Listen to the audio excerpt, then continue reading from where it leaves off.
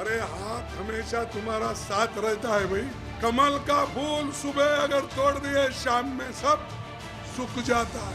कांग्रेस की वास्तविकता सामने आ रही है।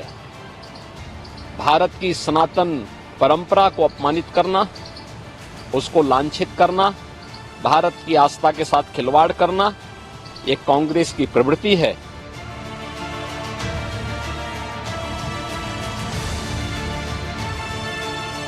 चुनावी मौसम में तीसरे चरण की तैयारी में जुटे सियासी दल इन दिनों जमकर बयानबाजी कर रहे हैं, जिसमें अब भगवान राम के साथ भगवान शिव भी शामिल हो गए हैं, जिसको लेकर अब सियासी संग्राम शुरू हो गया है।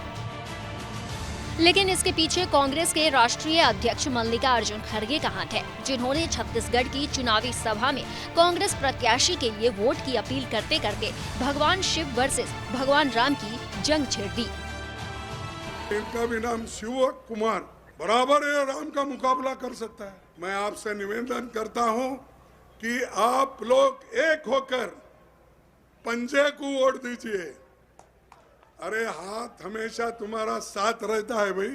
कमल का फूल सुबह अगर तोड़ दिए शाम में सब सूख जाता है।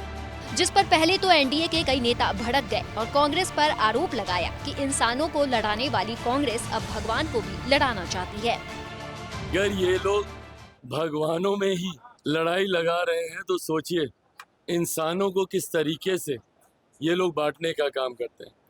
हकीकत है विपक्ष के पास अब कोई मुद्दा नहीं बचा, इसीलिए ये लोग इस तरीके की भाषा का इस्तेमाल कर रहे हैं। खड़गे जी शिव जी को जानते नहीं, ये लोग सनातन विरोधी लोग हैं। तो अगर वो शिव जी को जानेंगे तो शिव जी और राम जी की लड़ाई नहीं हो। बता दें, इससे पहले खड़गे ने बीजेपी पर राष्ट्रपति द्रौपदी मुर्मू को अयोध्या राम मंदिर का न्योता नहीं देने पर घेरा था, लेकिन अब खड़गे के इस बयान से बीजेपी को घेरने का नया मौका मिल गया है। इस बयान पर सियासी बवाल खड़ा होने के बाद अब सीएम योगी ने कांग्रेस पर पलटवार किया है और कांग्रेस पर सनातन संस्कृति का अपमान करने का आरोप लगाया है। कांग्रेस की वास्तविकता सामने आ रही है। भारत की सनातन परंपरा को अपमानित करना, उसको लांछित करना, भारत की आस्था के साथ खिलवाड़ करना, ये कांग्रेस की प्रवृत्ति है। और कांग्रेस अध्यक्ष के द्वारा यही बात जो उनको कांग्रेसी संस्कार में प्राप्त हुआ है, वही बात वो अपने भाषणों में कर रहे हैं। भगवान शिव और भगवान राम को आपस में लड़ाने का कुत्सित प्रयास कर रहे हैं। उनका यह वक्तव्य अत्यंत ही निंदनीय है। इसी के साथ सीएम योगी ने कांग्रेस को नसीहत दे डाली। कहा कि जो भी शिव का द्रोही हो या राम का द्रोही हो, उसका पतन होना जरूरी है।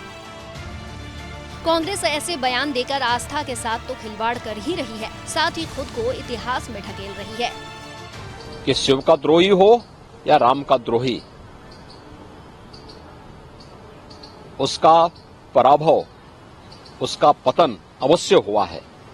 एक कांग्रेस की पतन की एक नई शुरुआत है और कांग्रेस इस प्रकार के स्तरहीन वक्तव्यों को देकर के हिंदू आस्था के साथ तो खिलवाड़ कर ही रही है, लेकिन अपने कृत्यों से कांग्रेस को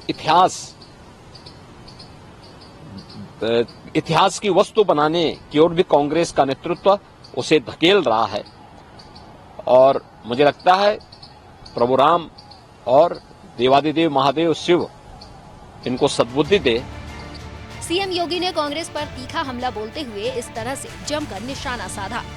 पर लगता है कि राम और शिव के नाम पर जारी बयान संग्राम अभी आगे तक चलने वाला है।